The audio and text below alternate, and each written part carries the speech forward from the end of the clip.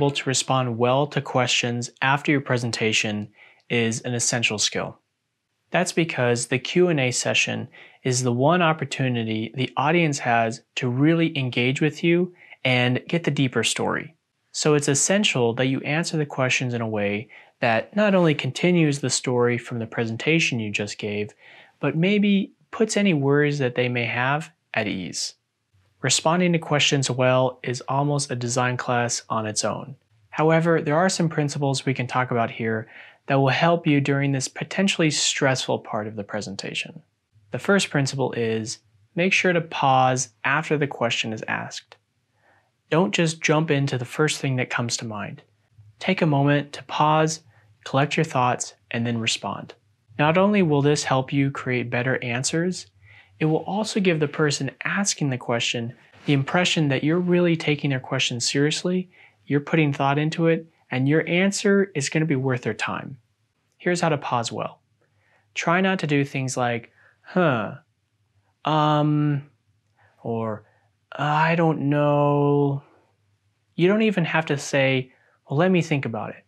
When somebody asks you the question, pause for a moment, breathe, and then answer. Obviously, don't pause too long or else it will look like you're just trying to fabricate something. But taking a few moments is okay. One thing about pausing is you'll notice when people are trying to collect their thoughts and come up with an answer, they typically look up and to the right or to the left. That's an interesting psychological thing, but at least that action shows that you're thinking about it. The next lesson I learned in a book by Chris Voss. He was a FBI negotiator and he wrote a great book about how to deal with people. Q&A is definitely a negotiation. They're trying to find out if you know what you're talking about and you're trying to deliver the best answer while not leaving yourself open to criticism or doubt. Chris Voss calls the principle mirroring. Basically, that means when you say something, you say a statement or ask a question, I mirror what you say. It's almost like repeating the question back to them, but you don't necessarily have to repeat the whole sentence. You just have to repeat the critical element. For example, if somebody asks me, how is this product going to increase sales next year? My mirrored response might be something like, this product is going to help increase sales next year by doing X, Y, and Z. Notice how I didn't repeat the question with a question mark. I included it in my statement. This does a couple things. It helps you stay on track during the Q&A and remember what question you're even answering. Second, it lets the person know that you heard them, that you understood the question, and now you're going to answer it.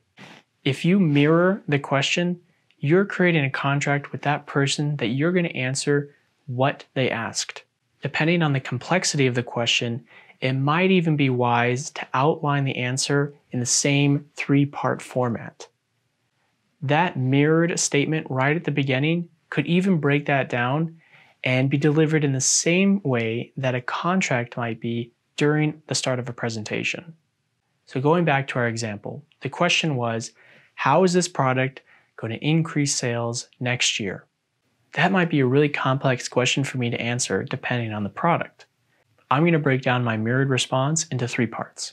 I might say something like, this new product is going to increase sales next year by expanding into a new market, increasing customer retention, and increasing efficiency. I'll go into each of those three things now.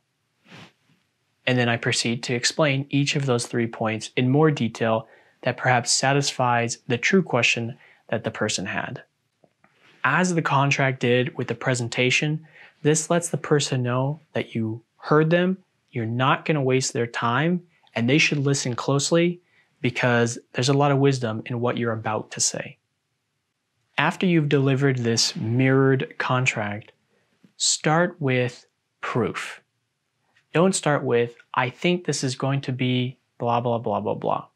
Start with, we've done some research and according to this, we have this problem where 25% of that doesn't happen, etc.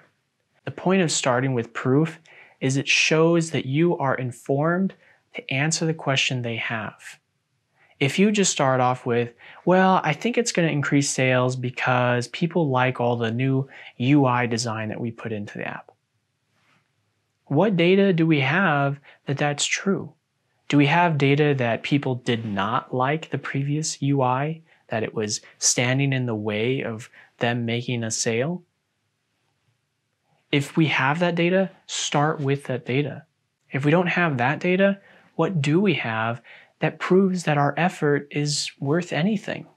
This is one of the key elements in answering questions. You need believability. And unless you're really famous or everyone in the room knows who you are, you need to establish legitimacy. And one of the best ways to do this is to have the facts at the beginning and for those to set the tone for whatever you say next.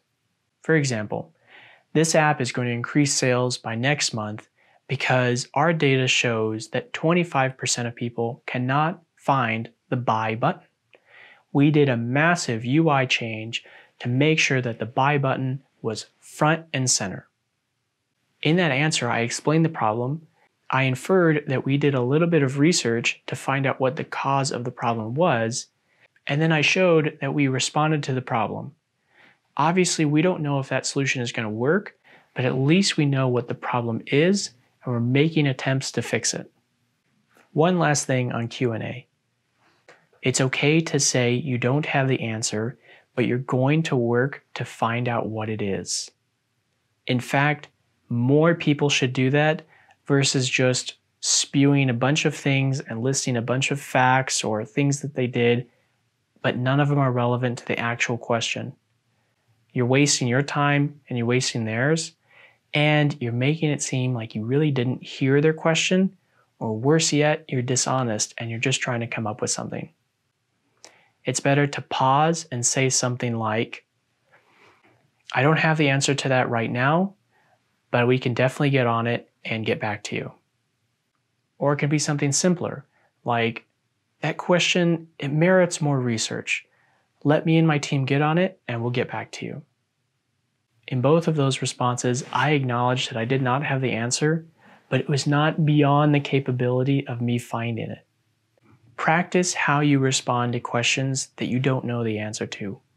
Find something that works for you and use it. It's going to be a lifesaver because trust me, there'll be a lot of questions you simply don't know the answer to, and it's better to take some time, find out what the true answer is, and get back to them, rather than just trying to come up with something on the fly.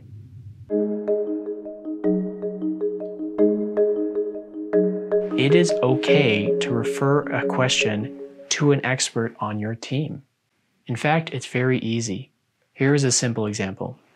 Let's say a client asks, what are the structural requirements for this building? I'm not a structural engineer. I don't know that answer, and even if I could find it, I don't have the legitimacy to answer it. So it's more appropriate for me to pass that question to the right person.